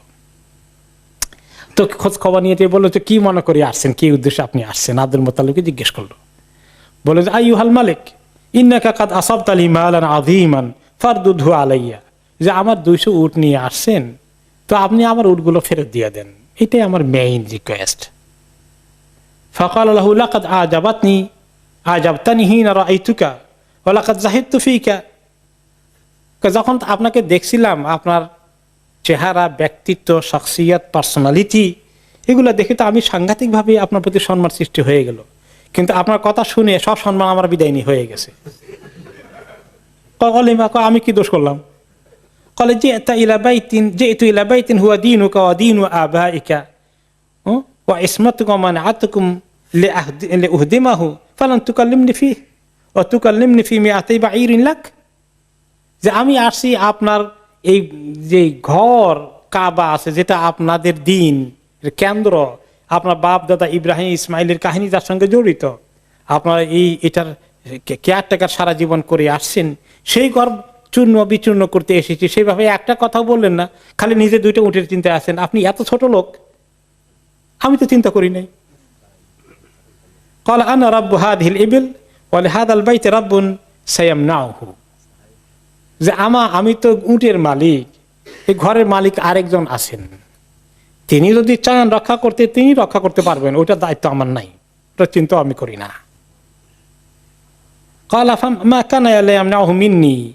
কাজে ও তোমার ঘরের মালিক যিনি আছেন তিনিও আমাকে ঠেকাইতে পারবেন না। কে বলছে? Abraha. So this is the pride and arrogance, তাই না? যারা দুনিয়ার মধ্যে বড় শক্তিশালী কোনো কিছুর শক্তির অধিকারী হয়ে যায়, পরাশক্তির অধিকারে সুপার পাওয়ার হয়ে যায়, তারা দুনিয়াকে আর কেয়ার করে? কিচ্ছু কেয়ার করে না। তো সে তখন সুপার পাওয়ার, সে কেয়ার করলো না। তো আব্দুল মুত্তালিব তখন বলেন ফাআন্তা ওয়াদাক, ঠিক আছে এটা আপনার মধ্যে আর ঘরের মালিকের মধ্যে হোক, ওটা আমার দায়িত্ব না, ওটা আমি তার উপরে ছেড়ে দিলাম। তারপরে তার উটগুলো ফেরত দেওয়া হলো। অতঃপর উট নিয়ে ফেরত আসেন আব্দুল মুত্তালিব মক্কার মধ্যে, খবর দিলেন কুরাইশদেরকে যে এখন তোমরা এক কাজ করো। তার মনে আসছে যে আল্লাহ কিছু একটা করবেন, ঘটাবেন, কাজে তোমরা এই শহর ছেড়ে তার মোকাবিলার দরকার নেই, পাহাড়ের চূড়ায় নিরাপদ আশ্রয়ে চলে যাও, তোমাদের ছেলে মেয়েকে নিয়ে শহর ছেড়ে দাও। কারণ আল্লাহর গজব যদি আসে এই শহরের যখন আক্রমণ করবে, তখন তো গজব তো আবার চতুর্দিকে ছড়িয়ে যেতে পারে, কাজে তোমরা সেফ সাইডে চলে যাও। এরপরে আসবাহা আবরাহা বিল মাগমাসি কাদ তাহাইয়া আলী দুখুল, মাগমাস এলাকায় আসলো, সে এখন রেডি, এবার অ্যাটাক করবে। ওয়া আবা আজাইশাহু ওয়া কাররাবা ফিলাহু ওয়া হামালা আলাইহি মা আরাদা আন ইয়াহমিল ওয়া হুয়া কায়েম। এরপরে সে উঠলো, এখন সমস্ত বাহিনী রেডি, সে বড় হাতির উপরে সওয়ার হবে। এখন হাতিকে উঠানোর জন্য হাতির যে মাহুত আছে তাকে নিয়ে আসা হলো। এখন হাতি তো আর উঠে না, কিন্তু উঠছে। উঠার পরে আব্রাহা বসছে, বসার পরে হাতিকে এখন মুভ করার জন্য মক্কার দিকে, কাবার দিকে পুশ করা হচ্ছে। ওয়াকাদান ইয়াজুমা ইলাল আরদি ফায়াবরুক, কিন্তু বেশি যখন ধাক্কাধাক্কি করে, ঠেলাঠেলি করে, তখন হাতি বসে যায়। ফাদারাবুহু বিল মাওয়ালি ফি রাসিহি, এমনকি হাতির মাথার মধ্যে একটা হাতুড়ি দিয়ে পিটাই দিল, পিটাতে যে হাতিকে ঠেলার জন্য, কিন্তু কোন রকমে হাতি যায় না। এবারে যখন আবার এটাকে দেখা যায়, এটা হাতি কি তার পা অবশ হয়ে গেছে, কি চলতে পারে না নাকি, তা হাতিকে আবার ইয়ামানের দিকে যখন ঘুরাই দিল, এখন তো হাতি চলা শুরু করে দিছে, উত্তর দিকে দক্ষিণ দিকেও, সব 3 দিকে যায়, কিন্তু মক্কার দিকে যায় না, কাবার দিকে যায় না। এভাবে করতে করতে তারা যখন এই হাতিকে এরকম অত্যাচার করছে তীব্রভাবে আর হয়রান হয়ে যাচ্ছে, এই জায়গাটার নাম কোন জায়গায় মুহাম্মাস আছে, কোন জায়গায় আছে ওয়াদি আল মুহাসসার। ওয়াদি আল মুহাসসার, এইখানে এই সময় আল্লাহ রাব্বুল আলামিন লোহিত সাগরের দিক থেকে, জেদ্দার পাশে যে লোহিত সাগর আছে, এই রেড সির দিক থেকে পাখির বাহিনী চলে আসছে, তায়রান আবাবিল। হ্যাঁ, এই ছোট পাখিগুলোর সাইজ খুব বেশি বড় নয়, চড়ুই পাখি থেকে আরেকটু বড়। হ্যাঁ, মা কুল্লি তাইরিন সালাসাতু আহজার, প্রত্যেকটি পাখির সঙ্গে 3টা করে ছোট ছোট পাথর, মুখে ঠোঁট দিয়ে ধরা 1টি পাথর, আর 2 পায়ের মধ্যে আঙ্গুল দিয়ে ধরা 2টা করে পাথর। হ্যাঁ, এই 3টা পাথর নিয়ে পাখিগুলো উড়ে আসছে। আর এই পাথরগুলো সাইজ কদ্দুর, ম্যাক্সিমাম চিকপি, চানা, হ্যাঁ, চানার সাইজ, চানা বুট। ওকে, তারপরে শুরু করে দিল, এই পাখি থ্রো করা শুরু করে দিল। তখন সেই উপলক্ষে যে সূরা আসলো, এটা আমরা শুনেছি। এরপরে কিছু লোক ওইখানেই মারা গেল, একেবারে তারা মানে ওই যে কাসফে মাকুল হয়ে গেল। আর কিছু লোক সঙ্গে সঙ্গে মারা যায়নি, তারা কিছুটা আহত হয়ে সবগুলো এখন রণে ভঙ্গ দিয়ে ইয়ামানের দিকে রওনা করে দিল। আব্রাহা নিজেও তাৎক্ষণিকভাবে মরে যায়নি, তার শাস্তি আর একটু লম্বা করার জন্য আল্লাহ তাআলা তাকে আহত অবস্থায় ইয়ামানের দিকে সে ফিরে গেল। ইয়াতাসাকাতুনা ফি কুল্লি বালাদ, পথে পথে আসতে আসতে, যেগুলো মারা গেল তো মারা গেলেই ওখানে, বাকিরা পথে ফিরতে ফিরতে রাস্তার মধ্যে কিছুক্ষণ পরে পরে কিছু পড়ে যাচ্ছে, মরে যাচ্ছে, পড়ে যাচ্ছে, মরে যাচ্ছে, এভাবে আসতে আসতে ওকে আব্রাহার শরীর এমন হয়ে গেল, সে আসলো ঠিকই, কিন্তু তার আঙ্গুলের নখ পড়ে গেল, পরে আঙ্গুল পড়ে যাচ্ছে, এরপরে তার মুখে দিয়ে কাশি আসছে, রক্ত আসছে, আসতে আসতে এরকম অবস্থায় সে ইয়ামানে পৌঁছতে পৌঁছতে শুকাতে শুকাতে পাখির মতো নিজেই হয়ে গেছে। মানে শেষ পর্যন্ত সে মারা গেল। এই ঘটনা ঘটছে নবী করিম সাল্লাল্লাহু আলাইহি ওয়াসাল্লামের জন্মের কয়দিন আগে জানেন? বেখামসিন আও বেখামসিন ওয়া খামসিনা ইয়াওমান, 50 দিন অথবা 55 দিন আগে এই ঘটনাটা ঘটে। 55 দিন আগে অথবা 50 দিন আগে এই ঘটনা ঘটে। কিছুদিনের মধ্যেই আব্রাহা মানে হালাক হয়ে গেল। এই ঘটনার মধ্যে অনেকগুলো শিক্ষা। কি কি শিক্ষা আছে? 1 নম্বর হচ্ছে আল্লাহ তাআলার এই যে ঘর, এই ঘরের দায়িত্ব আল্লাহ তাআলা নিজে নিয়েছেন এবং এই ঘরওয়ালাদেরকে আল্লাহ তাআলা নিজে নিরাপত্তা দিবেন। এমনকি তারা কাফির মুশরিক, এত মূর্তির ইবাদত করা সত্ত্বেও তাদের নিরাপত্তা হয়ে গেল। ওমান দাখালাহু কানা আমিনা, যেই ব্যক্তি এই হারাম এরিয়া দখল ঢুকবে, প্রবেশ করবে, আল্লাহ তাকে নিরাপত্তা দিবেন। তার 2 নম্বর পাওয়া গেল যে খ্রিস্টানদের এই যে হিংসা বিদ্বেষ ইসলামের বিরুদ্ধে, এটা কিন্তু তখন থেকেই দেখা যাচ্ছে আছে। কিন্তু আল্লাহ রাব্বুল আলামিন পৃথিবীর মানুষ ইসলামের বিরুদ্ধে যত ষড়যন্ত্র করুক, আল্লাহ তাআলা সেই ষড়যন্ত্রকে নস্যাৎ করতে পারেন নাকি পারেন না? নাকি শুধু খালি আল্লাহ আব্রাহাকেই পারছেন, এই জমানার কাউকে আল্লাহ আর পারবেন না, এরকম নাকি? নাউজুবিল্লাহ। আল্লাহর শক্তি আছে। এরপরে কিছু লোক হক বুঝার পরেও দেখা যায় হকের ব্যাপারে শক্ত থাকতে পারলো না, পিছপা হয়ে যায়। প্রেশার আসলে, চাপ আসলে দুশ্মনদের সঙ্গে গিয়ে শেষ পর্যন্ত হাত মিলায়। এগুলো কিছু এক্সাম্পল পাওয়া গেল। প্রথমে আসলো জিহাদ করার জন্য, একেবারে তার মোকাবিলা করবে, পরে একদম এমন আত্মসমর্পণ করলো যে এখন তার দ্বারা ব্যবহৃত হতে লাগলো। ওকে। এবং এইভাবেই কিছু লোক মানে যারা দুর্বল মনা মুনাফিক হয়ে যায় পরবর্তী পর্যায়ে। তাহলে শেষ পর্যন্ত ইসলাম আল্লাহর যে সমস্ত আল্লাহর ঘর বলেন, আল্লাহর কোরআন বলেন, আল্লাহর দিন বলেন, এগুলোর দায়িত্ব শুধু মুসলমানদের না, এগুলোর দায়িত্ব কার? আল্লাহ তাআলা। আল্লাহ তাআলা সময় মতো অ্যাকশন নেন, কিন্তু আল্লাহ তাআলা আগে দেখেন যে আল্লাহর বান্দারা কি করে। ওকে, রাইট। এরপরে তো আরব দেশের মধ্যে শেষ পর্যন্ত এই ঘরের সম্মান আরো বেড়ে গেল। এবং এইটা কিন্তু নবী করিম সাল্লাল্লাহু আলাইহি সাল্লামের জন্য একটা পজিটিভ খবর যে আল্লাহর কোনো কিছুকে মানুষ যদি দুশ্মনী করে তারা কিভাবে হালাক হয়ে যেতে পারে, আল্লাহর সামনে তারা টিকতে পারবে না। এটা ওনার জন্য পরবর্তী পর্যায়ে এটা একটা পজিটিভ বিষয় ছিল। তো আব্রাহার ঘটনাটা ঘটলো, 2টি বড় ঘটনা, জমজমের কূপের আবিষ্কার হওয়া এবং আব্রাহার হালাক হওয়া, এই 2টো ছিল বড় ধরনের ঘটনা নবী করিম সাল্লাল্লাহু আলাইহি ওয়াসাল্লাম জন্মের আগে।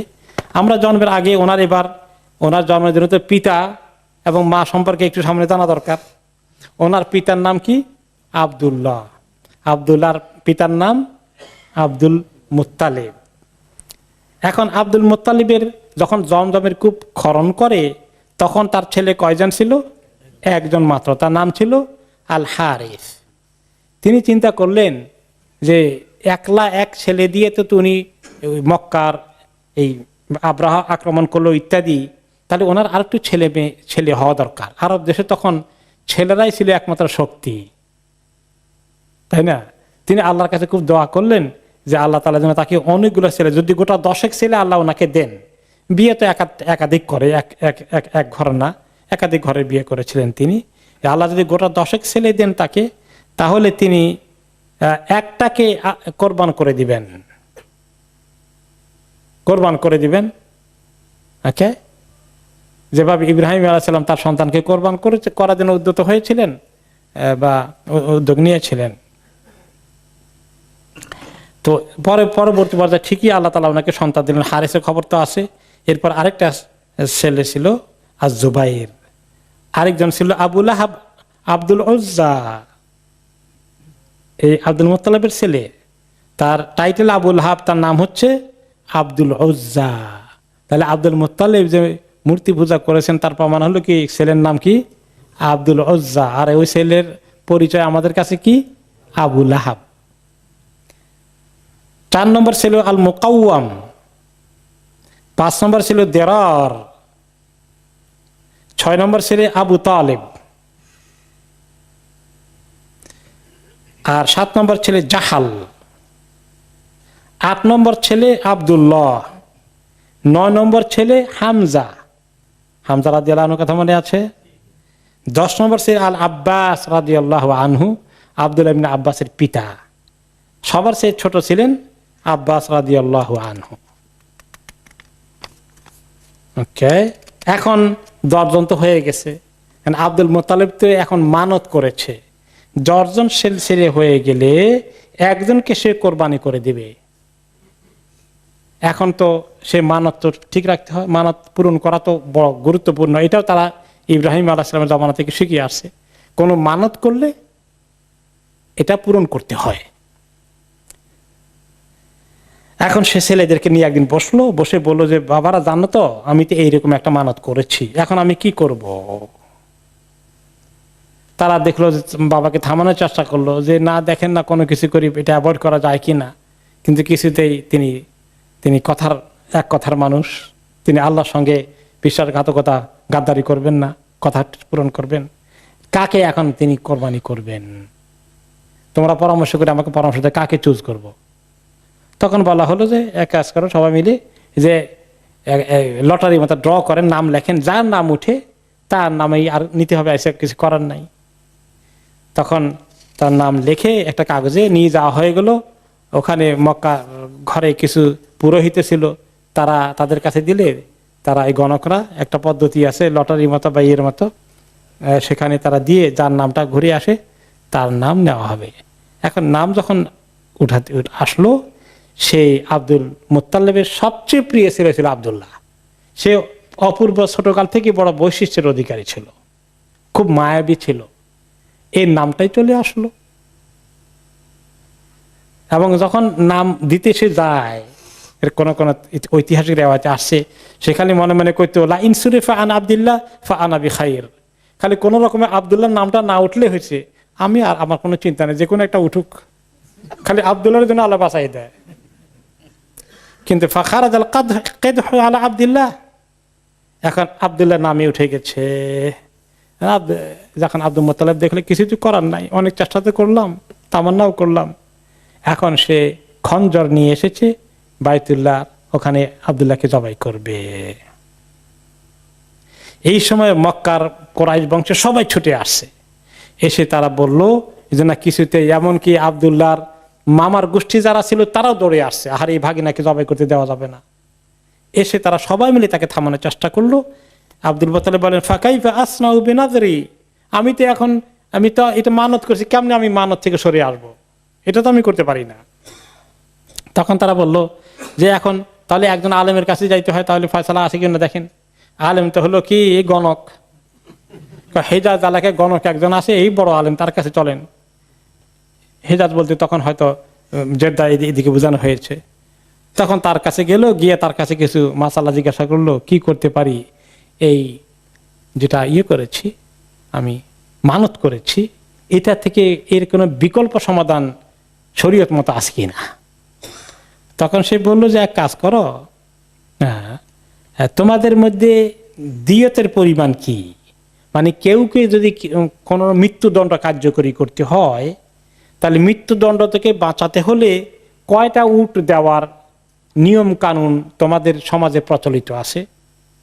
মনে করে একজন একজনকে খুন করেছে, সে খুনের বদলায় আইদার খুন হবে, নতুবা রক্ত কি বলে এটাকে, রক্তপণ দেবে। সেটা পরিমাণ কত, বলে যে 10টা উট। কথা 10টা উট আর বিরাট একটা পাল্লা বানাও, দাঁড়ি পাল্লা, বড় করে একটা পাল্লা বানাও, এক পাল্লাতে আব্দুল মুত্তালিবের নাম উঠাও, ওকে, তারপরে আরেকটা বা অথবা পাল্লা না বানিয়ে ওই যে তাদের আছে যেখানে তারা গণকদের কাছে গিয়ে মক্কায় নাম লেখায়, সেই জায়গায় 10টা উটের লেখে কাগজের মধ্যে দাও, 10টা উট দিয়ে দাও। যদি দেখা যায় সেখানে এই যে 10টা উটের পরিমাণ ভারী হয়ে গেছে পাল্লার মতো আব্দুল্লাহর তুলনায়, তাহলে সেখানে তোমরা 10টা উট কোরবানি করে দাও, তার পরিবর্তে এটা রক্তমূল্য হয়ে যাবে। আর যতক্ষণ না হয় ততক্ষণ আরো 10টা দাও, 20টা হলে না আরো 10টা দাও। এভাবে করতে করতে যতক্ষণ না হয়েছে ততক্ষণ 10টা করে দিতে থাকবা।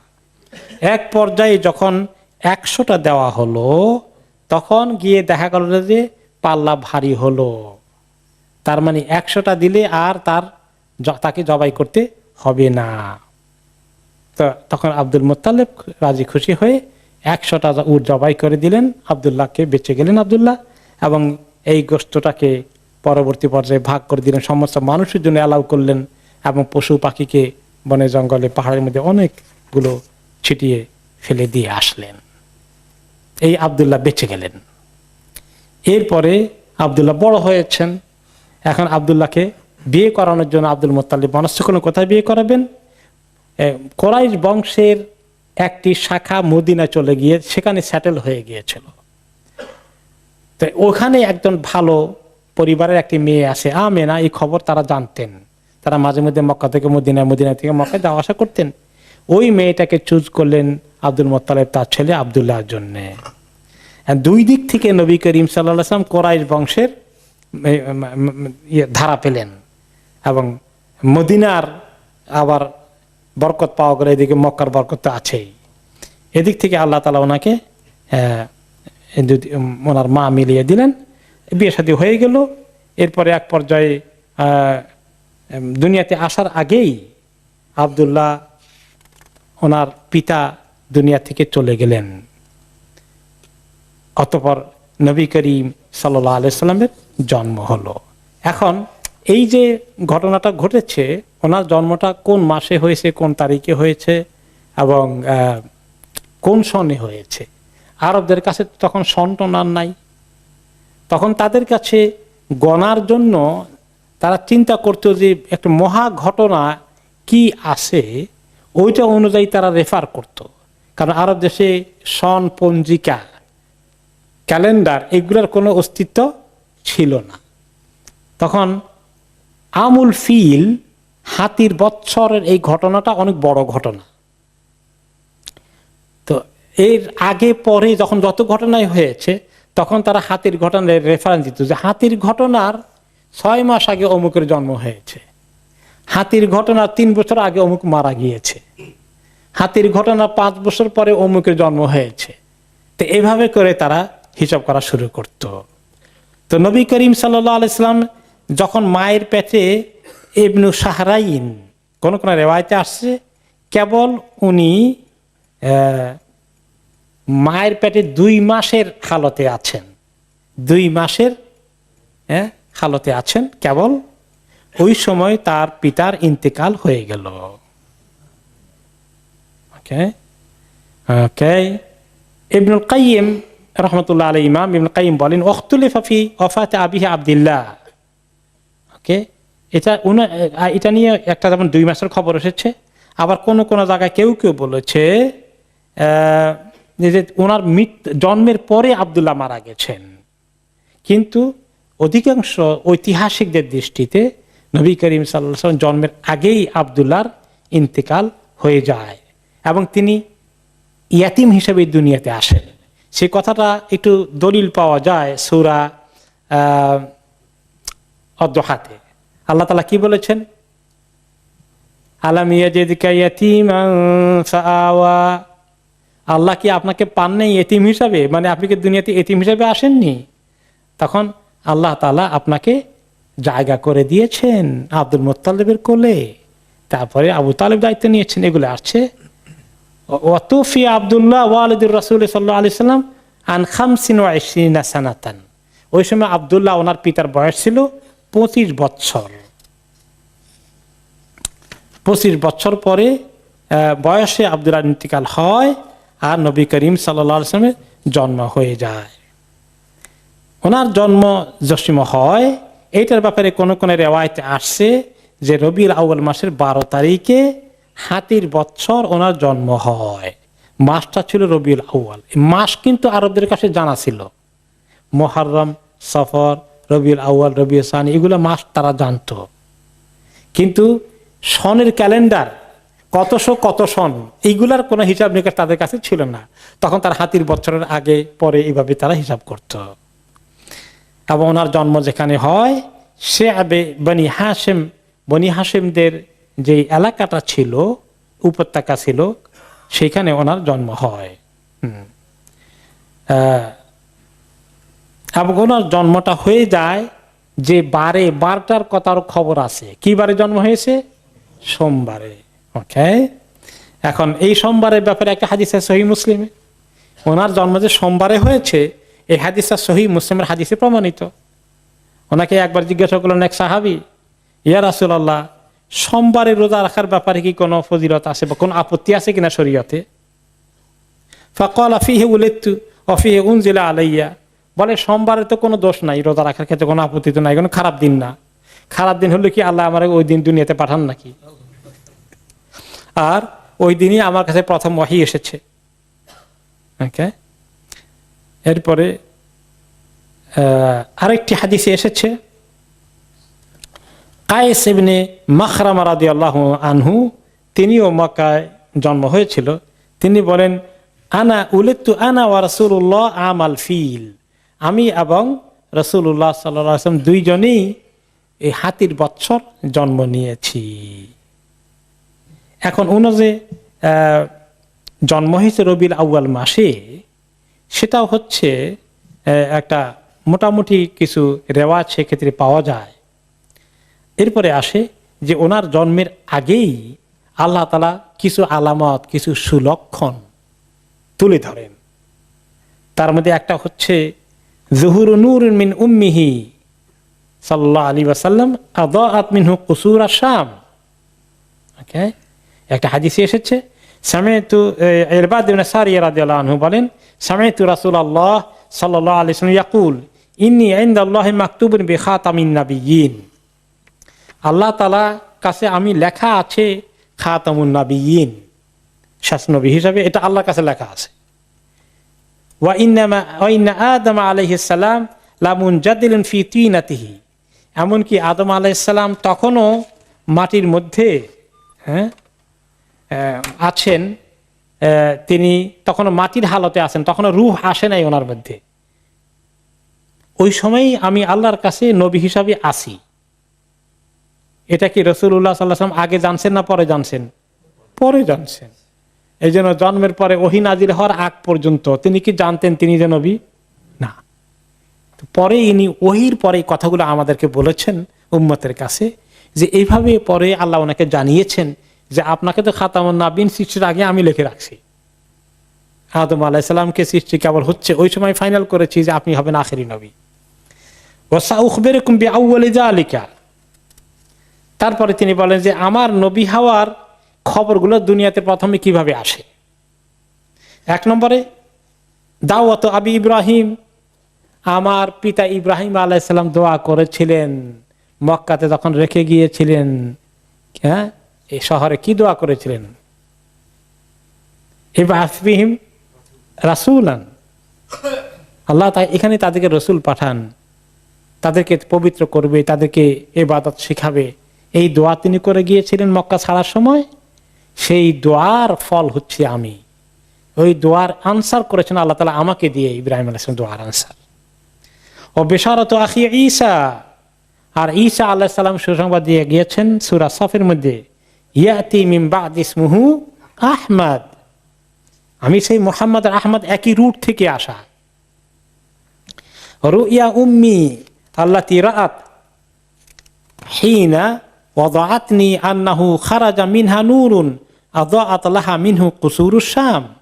আমার মা যখন আমাকে যেই মুহূর্তে প্রসব করছেন, জন্ম দিচ্ছেন, তিনি দেখতে পেলেন তার পেট থেকে এত নূর বের হয়েছে, এবং সেই নূরের আলোকে আমার মা দেখতে পেয়েছেন যে শাম দেশের প্রাসাদগুলো জ্বলজ্বল করছে ওই নূর দ্বারা। এত দূর পর্যন্ত দেখা যাচ্ছে নূর এত আলোকিত হয়েছে। একটি হাদিসে এসেছে, সাহাবায়ে কেরাম রাদিয়াল্লাহু আনহুম ওনাকে নবুয়তের পরে জিজ্ঞেস করেছিলেন, ইয়া রাসূলুল্লাহ আখবিরনা আন নাফসিক, আপনার ব্যাপারে, আপনার ব্যক্তিগত ব্যাপারে আমাদের কিছু বলেন, আপনার খোঁজ খবর কিছু দেন না, কিভাবে দুনিয়াতে আসার কারণ ইত্যাদি। তখন তিনি বললেন, আমার খবর তো হচ্ছে দাওয়াত আবি ইব্রাহিম, ইব্রাহিম আলাইহিস সালাম আমাদের দোয়া করেছিলেন তার আনসার। বুশরা ঈসা আলাইহিস সালামের সুসংবাদ, ও রাআত উম্মি হিনা হামালাত বি। আর এই রিওয়ায়াতে আসছে মা জন্মের সময় না, জন্মের আগেই যখন পেটে ধারণ করেছিলেন মা, তিনি স্বপ্নে দেখলেন হামালাত। এটা বাস্তবে দেখা না, এখানে আসে স্বপ্নে দেখেছেন। আন্নাহু খারাজা মিনহা নূরুন আদাআত লাহু বুসরা ওয়া বুসরা মিন আরদি শাম। আমার মার পেট থেকে এমন নূর বের হয়েছে যে নূর বসরা এলাকায়, যেটা হয়তো বা এখন বসরা বলে শাম ইরাকের, ওই জায়গার এলাকার বাড়িঘর বালাখানাগুলো পর্যন্ত দেখা যাচ্ছে। ইমাম ইবনে কাসির রাহমাতুল্লাহ আলাইহি, তিনি সিরিয়া দেশের লোক ছিলেন। তিনি বলেন শাম দেশের কথা কেন স্পেশালি সিরিয়ার কথা উল্লেখ করা হয়েছে, কারণ নবী করিম সাল্লাল্লাহু আলাইহি ওয়াসাল্লাম এর এই শাম অনেক নবীদের দেশ, ফিলিস্তিন সহ। আর এই পৃথিবীতে ইসলামের যখন শেষ দিনগুলো আসবে, শেষ দিনে ইসলামের দুর্গ কোথায় হবে? শাম এলাকায়, কিয়ামতের আগে। হযরত ঈসা আলাইহিস সালাম কোথায় নাজিল হবেন? শাম দেশে। আর মক্কা মদিনা ছাড়া, এই শাম ছাড়া বাকি দুনিয়াটা কি হবে? সমস্ত দাজ্জালের পদচারণায় চলে আসবে। সেখান থেকেই দাজ্জালের বিরুদ্ধে জিহাদ শুরু করবেন ঈসা আলাইহিস সালাম এবং ইমাম মাহদী। এই জন্য ওই দেশটাকে দেখানো হয়েছে, এই নবীর আখিরি উম্মতেরা ইসলামের কেন্দ্র সেখানে বানাবে। এই জন্যে আরেকটি রিওয়ায়াত এসছে,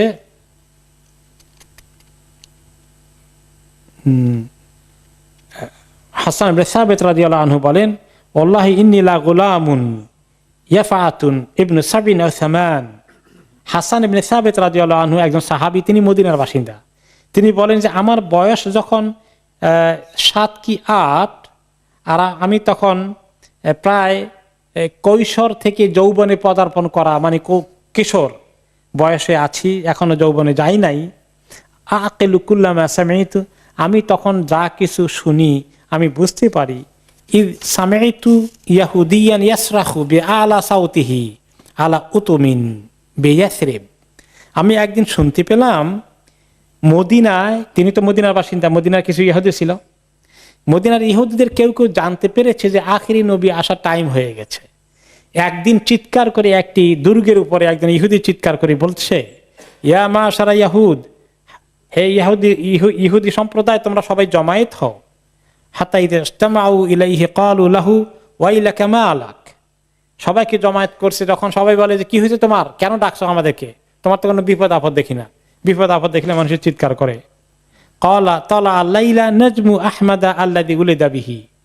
সেই ইহুদিটা বলছে, আজকে রাত্রে আহমদের নূর দেখা গিয়েছে, সে দেখতে পেয়েছে। আহমদ হচ্ছেন ইয়াতি মিন বাদি ইসমুহু আহমদ, এই কথা তাওরাত এবং ইনজিলে আছে। সে, তার জন্ম হয়ে গেছে আজকে রাত্রে, আমি তোমাদেরকে খবর দিচ্ছি। কোথায় হয়েছে আর জানেন না সে, কিন্তু তার দুনিয়াতে আগমন হয়ে গেছে, সে একটা নূর দেখতে পেয়েছে। আরেকটি হাদিসে এসেছে, ওকে, যে লাম্মা আন আমিনা বিনত ওয়াহাব বিন উম্মি রাসূল সাল্লাল্লাহু আলাইহি ওয়াসাল্লাম আনহা ক্বালাত সুম্মা ওয়াদাতুহু। আমিনা রাদিয়াল্লাহু, আমিনা ওনার মা বলছেন যে আমি যখন আমার সন্তানটাকে প্রসব করেছি, ফামা ওয়াকা কামা ইয়াকাউ সিবিয়ান, সে আর বাকি বাচ্চাদের মতো 10টা বাচ্চা যেভাবে আসে এরকম করে আসে না দুনিয়াতে। ওয়াকা ওয়াদিআন ইয়াদাহু বিল আরদ রাফিআন রাসাহু ইলা সামা, মার পেট থেকে এভাবে আসে, জমিনে হাতটা এমনি করে বের হয়েছে, আর মাথাটা তার উঁচু করে আকাশের দিকে এভাবে আসছে। সে, উনি আসছেন দুনিয়া থেকে এভাবে। বাচ্চারা তো পা দিয়ে আসে, তিনি এভাবে মাথা দিয়ে এসেছেন, জমিনে পড়েই হাত দুটো এইভাবে সেজদার হালতে আর উঁচু আকাশের দিকে তিনি তাকিয়েছেন।